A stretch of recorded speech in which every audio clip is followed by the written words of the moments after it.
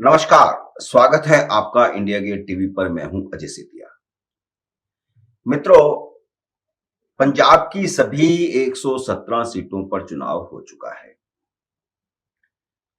पंजाब के ग्रामीण इलाकों में आम आदमी पार्टी की खूब हवा थी, लेकिन वोटिंग वाले दिन सारी हवा काफूर हो गई।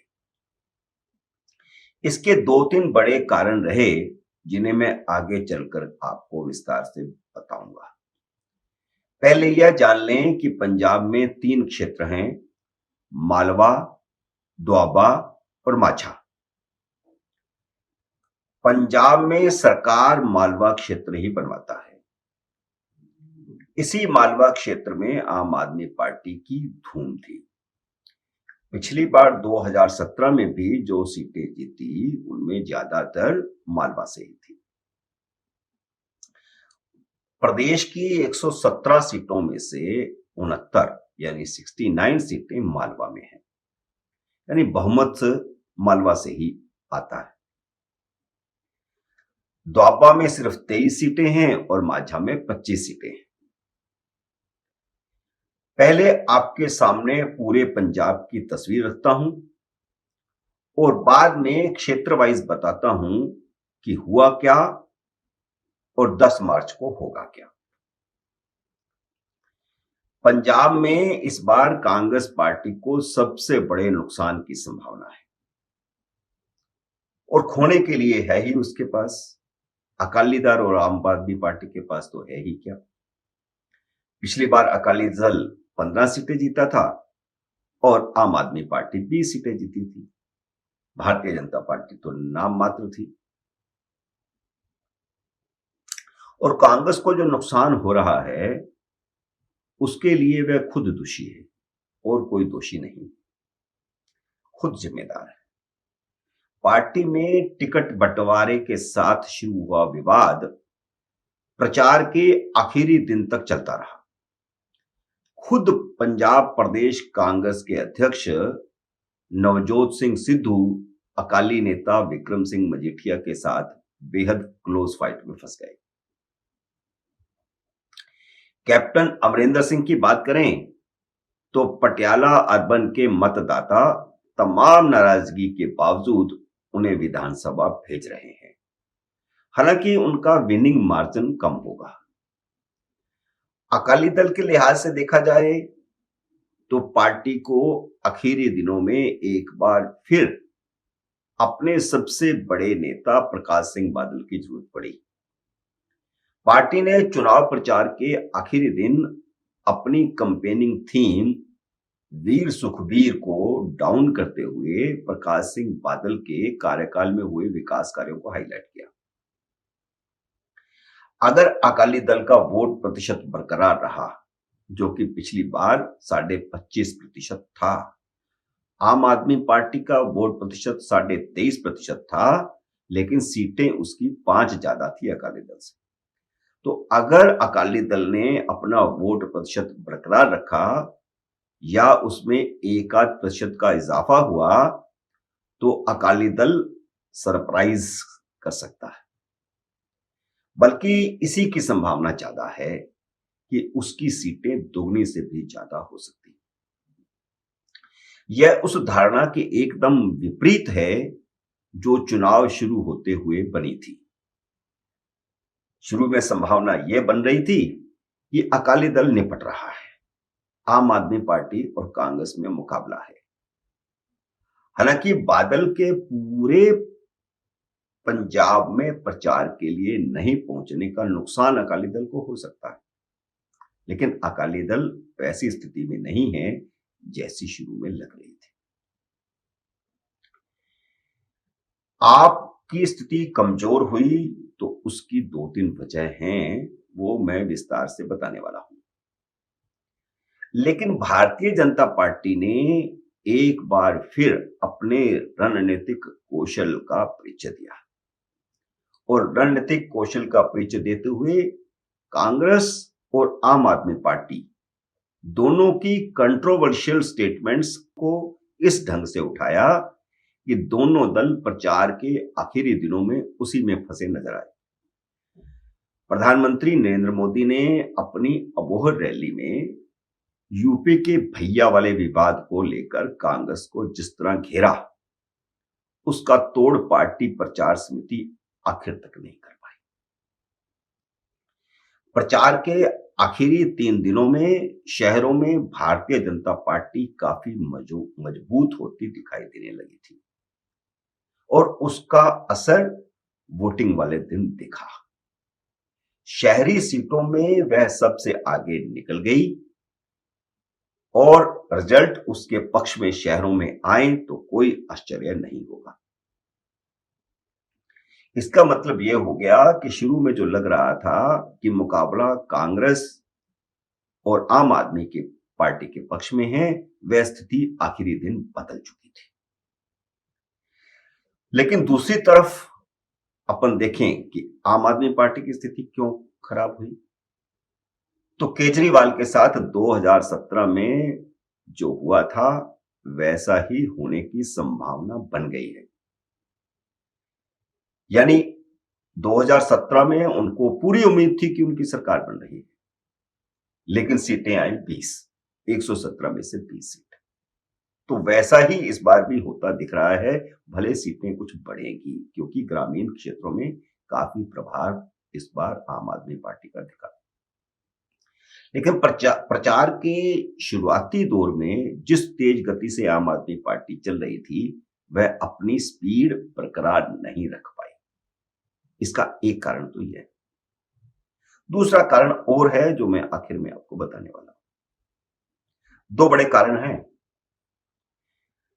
पहला, कुमार विश्वास का वीडियो सामने आना, जिसमें उन्होंने अरविंद केजरीवाल पर खालिस्तान समर्थक होने का आरोप लगाया। दूसरा, प्रतिबंधित अलगाववादी संगठन सिख फॉर जस्टिस के नाम से जारी हुआ वह लेटर जिसमें आम आदमी पार्टी को वोट देने की अपील की गई थी। यह बात, बल्कि ये दोनों बातें कुमार विश्वास के बात के साथ जुड़ गई, क्योंकि सिख फॉर जस्टिस जो कि खालिस्तानी आतंकवादी संगठन है, उसकी अपील होना और कुमार विश्वास का यह कहना कि पिछले 5-6 साल से लगातार अरविंद केजरीवाल की खालिस्तानी आतंकवादी संगठन के साथ साठगांठ है। कुमार विश्वास ने तो यहां तक कहा कि वह स्वतंत्र पंजाब देश का प्रधानमंत्री बनना चाहते थे। तो ये जब चीजें सामने आई, उसके बाद जो हिंदू वोटर आम आदमी पार्टी के साथ जुड़ा था, वह आखिरी वक्त में छिटक गया। आम आदमी पार्टी का सबसे प्लस पॉइंट था वोटर के मन में बैठ चुकी बदलाव की इच्छा। लेकिन पंजाब का कम से कम हिंदू वोटर तो यह नहीं चाहता और 90% से ज्यादा सिख वोटर भी यह नहीं चाहता कि आतंकवाद फिर से शुरू हो या अलगाववाद फिर से शुरू हो। इसलिए आम आदमी पार्टी को नुकसान हुआ कुमार विश्वास के बयान से और फिर सिख फॉर जस्टिस के पत्र से। इसका एक और बड़ा कारण है कि आम आदमी पार्टी आखिरी दिनों में क्यों पिटी, वो भी मैं आपको बताने वाला हूं। वो अति महत्वपूर्ण है, सबसे ज्यादा महत्वपूर्ण वही है। लेकिन हवा क्यों बनी थी? हवा बनी थी इसलिए क्योंकि पंजाब के मतदाता पिछले 70 साल से कभी अकाली दल, कभी कांग्रेस, कभी अकाली दल, कभी कांग्रेस, इन्हीं की सत्ता देख रहे थे, इन्हीं को सत्ता में देख रहे थे, इन्हीं को भोग रहे थे, इनके कुशासन को भोग रहे थे। लेकिन बदलाव का एक इच्छा पैदा हुआ और वो इच्छा पिछली बार भी पैदा हुई थी, इस बार भी थी। इस कारण आम आदमी पार्टी की हवा बन रही थी। 2017 के चुनाव में आम आदमी पार्टी की हवा इसी मुद्दे पर बनी थी, लेकिन आखिर में आकर के वहां पर स्थिति खराब हो गई थी और इस बार भी वही हुआ। पिछली बार यह हुआ था कि मोड़ मंडी एक जगह है, मोड़ मंडी में एक ब्लास्ट हो गया आखिरी दिनों में और उस 2 दिनों में वह स्थिति खराब हो गई और आम आदमी पार्टी जो सत्ता हासिल करने की सोच रही थी, वो 20 सीटों पर आकर के खिसक गए। अब मैं आपको पंजाब के 3 क्षेत्रों के बारे में अलग अलग बताता हूं,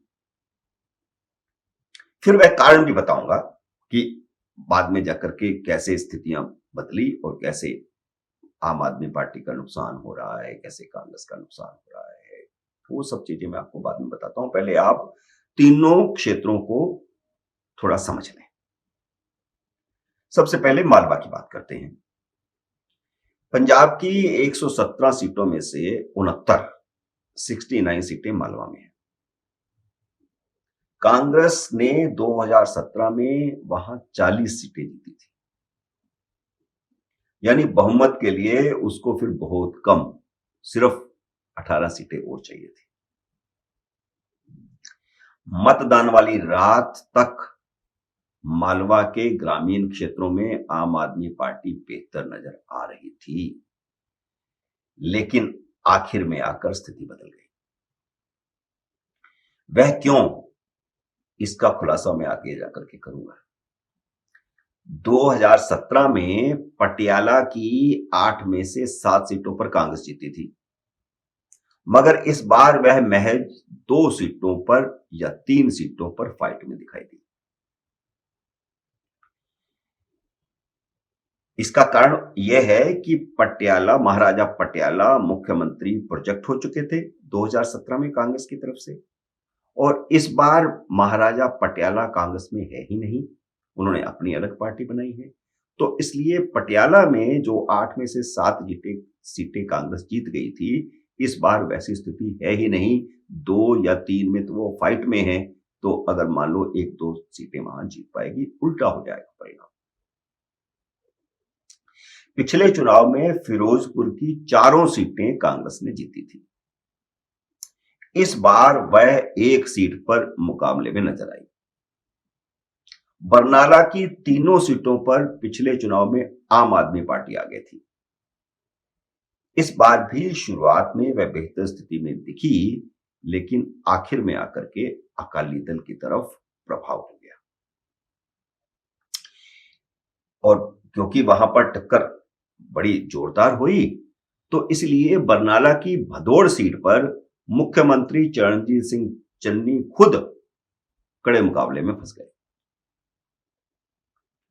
लुधियाना, फरीदकोट, संगरूर, मोगा, बठिंडा, मुक्तसर, मोहाली, फाजिलका, रोहतड़, मलेरकोटला, फतेहगढ़ साहब और मानसा जिलों की 49 सीटों में से 25 पर त्रिकोणीय मुकाबला था, यानी आधी सीटों पर त्रिकोणीय मुकाबला, 15 पर आमने सामने की टक्कर और 9 सीटों पर चौकोनिया मुकाबला दिखा।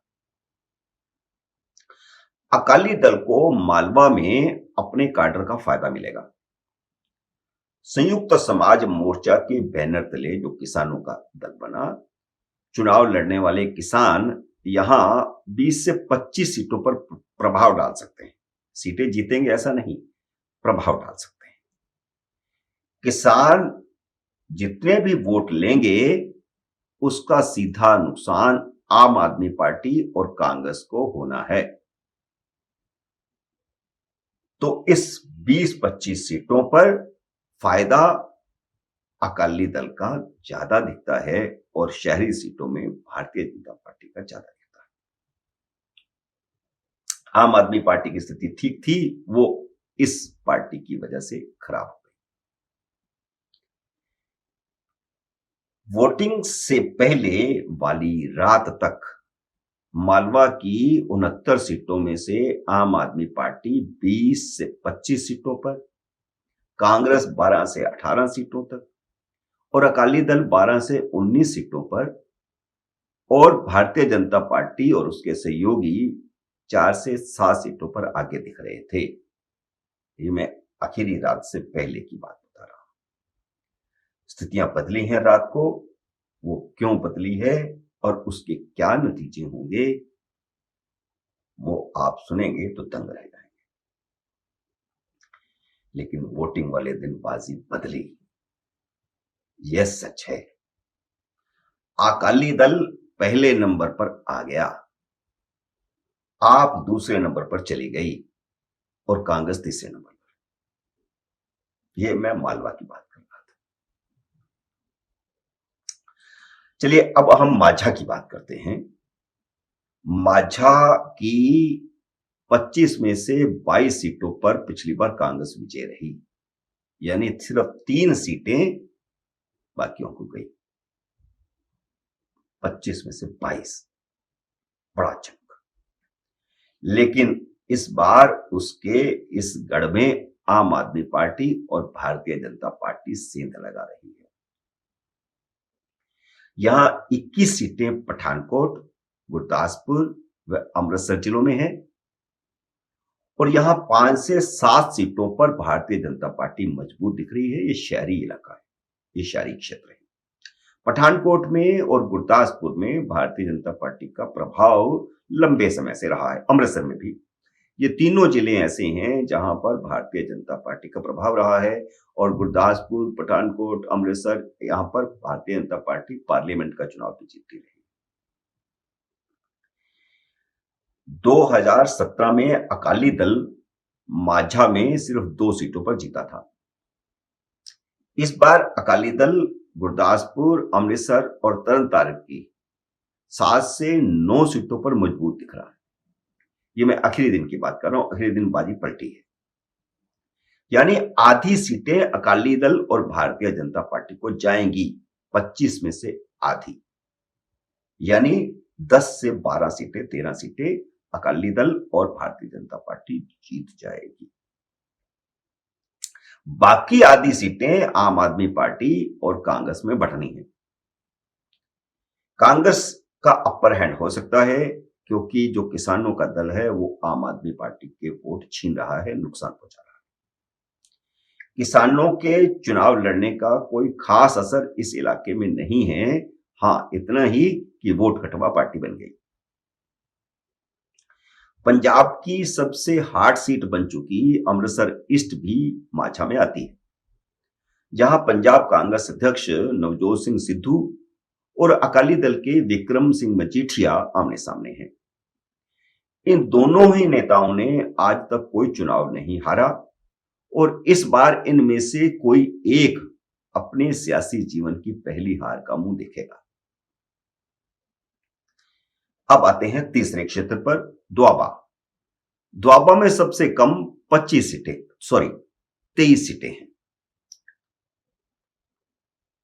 माझा में 25, द्वाबा में 23। 2017 में यहां की 23 सीटों में से 15 सीटें कांग्रेस ने जीती थी, लेकिन इस बार 8-9 पर सिमट रही है। इससे ज्यादा सीटें कांग्रेस को नहीं मिलने वाली। पिछले चुनाव में भारतीय जनता पार्टी को यहां सिर्फ 1 और अकालियों को 5 सीटें मिली थी। इस बार द्वाबा में कांग्रेस को छोड़कर बाकी सभी दलों की सीटें बढ़ने के चांस है। भाजपा के भी, अकाली दल के भी और आम आदमी पार्टी का भी खाता खुल सकता है, क्योंकि ग्रामीण इलाकों में आम आदमी पार्टी को लेकर अंडरकरंट था, लेकिन आखिरी दिन उसमें भी बदलाव देखने को मिला। तो अगर उसमें बदलाव होता है तो उसका लाभ जहां भाजपा मजबूत होगी वहां भाजपा को मिलेगा, जहां अकाली दल मजबूत होगा वहां अकाली दल को मिलेगा। जालंधर शहर में मनोरंजन कालिया, केडी भंडारी और महेंद्र भगत भारतीय जनता पार्टी की ओर से मैदान में है। जालंधर का भी भारतीय जनता पार्टी का और उससे पहले जनसंघ का भी गढ़ रहा है। तो 3 सीटें जालंधर शहर की ही भाजपा को मिल सकती हैं, तीनों ही मजबूत उम्मीदवार हैं। फगवाड़ा में पूर्व केंद्रीय मंत्री विजय सांपला चुनाव लड़ रहे हैं, मगर उन्हें बीएसपी के कैंडिडेट से टक्कर मिल रही है। विजय सांपला प्रदेश भारतीय जनता पार्टी के अध्यक्ष भी रहे हैं और उनका अच्छा खासा प्रभाव है, वह दलित समुदाय से आते हैं।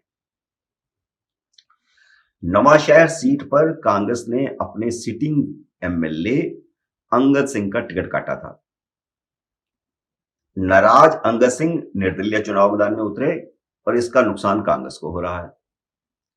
अकाली दल को 2017 की तरह इस बार भी द्वाबा में 5-7 सीटें मिलने के पूरे चांस हैं। बल्कि एक आध सीट बढ़ सकती है। चलिए अब इलेक्शन मैनेजमेंट की बात कर लेते हैं, कौन कहां महत्वपूर्ण रहा। कारण यह है कि सारी बात इलेक्शन मैनेजमेंट पर डिपेंडेंट होती है। अगर इलेक्शन मैनेजमेंट नहीं है, आपकी कितनी हवा है, तो फिर भी आप हार जाते हैं। अगर पूरे पंजाब की बात की जाए तो यहां सबसे मजबूत काडर अकाली दल का दिखाई दिया। कांग्रेस और भारतीय जनता पार्टी का काडर भी ग्राउंड पर मौजूद था। इलेक्शन मैनेजमेंट के मामले में सबसे पीछे आम आदमी पार्टी रही।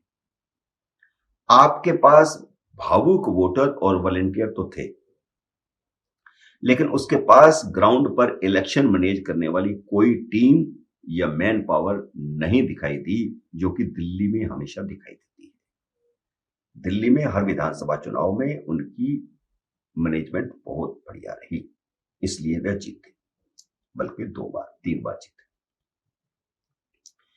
और फिर आखिरी दिनों में नरेंद्र मोदी की रैलियों और कुमार विश्वास के उस वीडियो ने जबरदस्त कमाल किया, जिसमें केजरीवाल के खालिस्तानी आतंकवादियों के साथ संबंधों की बात कही गई थी।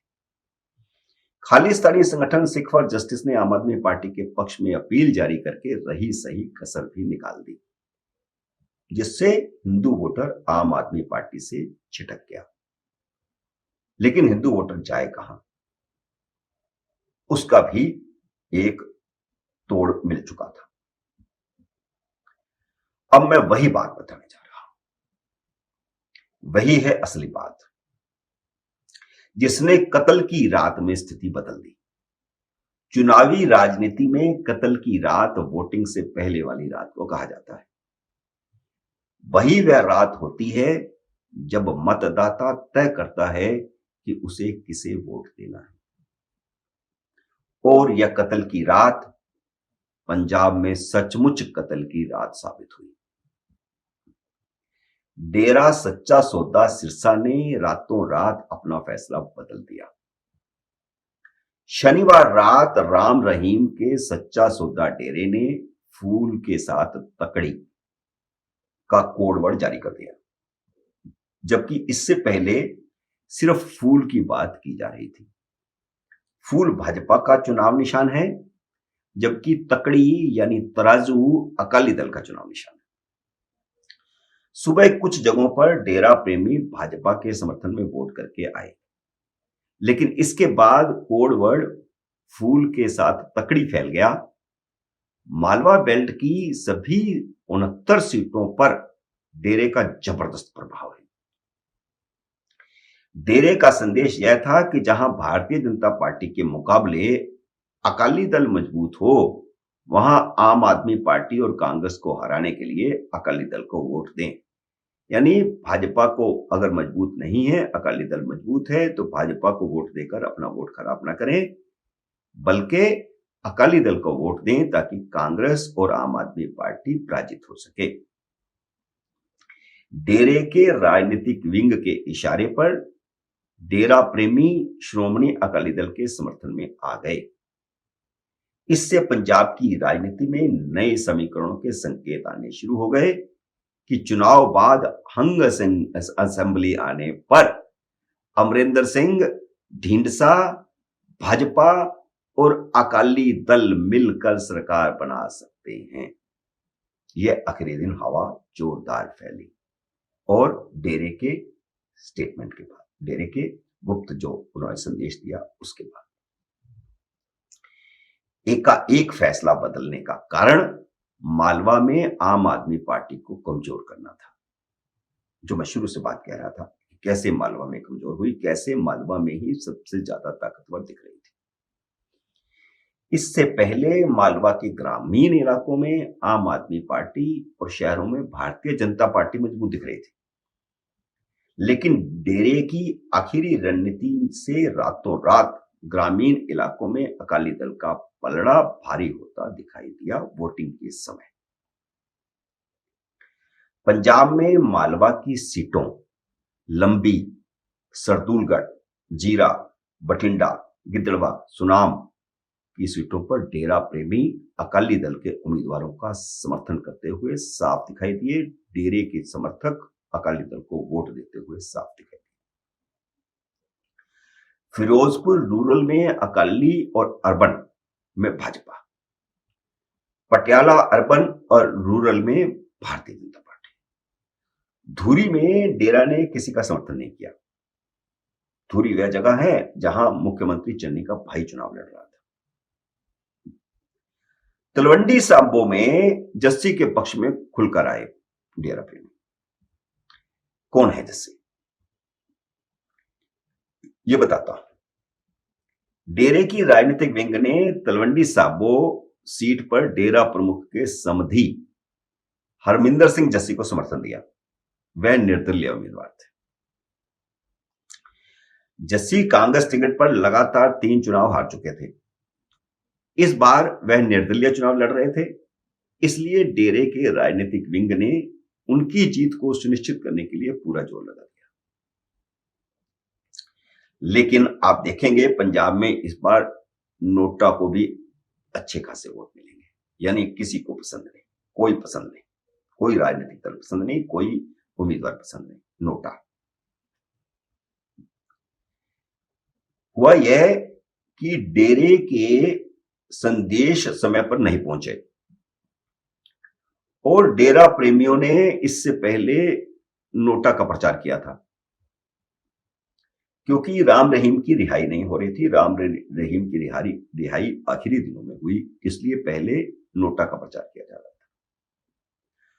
और क्योंकि संदेश आखिरी समय पर भेजा गया, शनिवार रात को भेजा गया और संडे चुनाव था, तो डेरा प्रेमियों का वर्ग सोशल मीडिया पर फेथ वर्सेस वर्डिक्ट पेज पर नोटा की मुहिम चला रहा था और उसका असर भी बहुत जगह पर हुआ है। जहां जहां संदेश नहीं पहुंचा वहां वहां नोटा को अच्छे खासे वोट पड़े।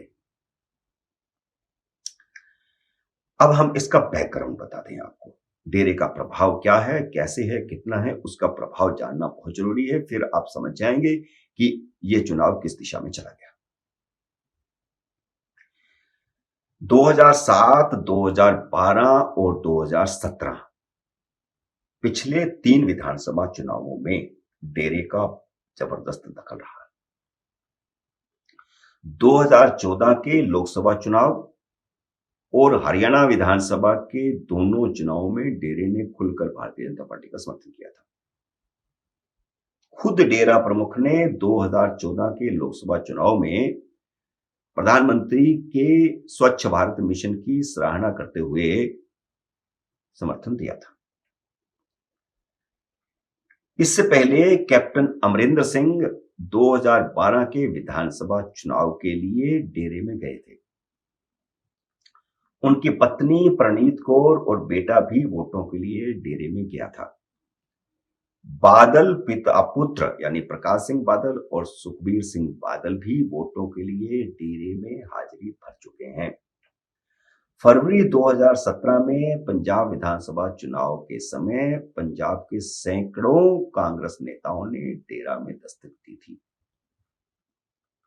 यह है इसकी पृष्ठभूमि, यानी डेरे का प्रभाव मालवा में है और डेरे ने जो संदेश दिया है उसका असर वोटिंग वाले दिन दिखाई दिया। स्थिति बदल गई। हंग असेंबली की पूरी संभावना है और हंग असेंबली की स्थिति में अमरिंदर सिंह, ढींडसा, भारतीय जनता पार्टी और अकाली दल मिलकर अगर आधी से ज्यादा सीटों पर जीते तो इनकी साझा सरकार बनने की प्रबल संभावना है।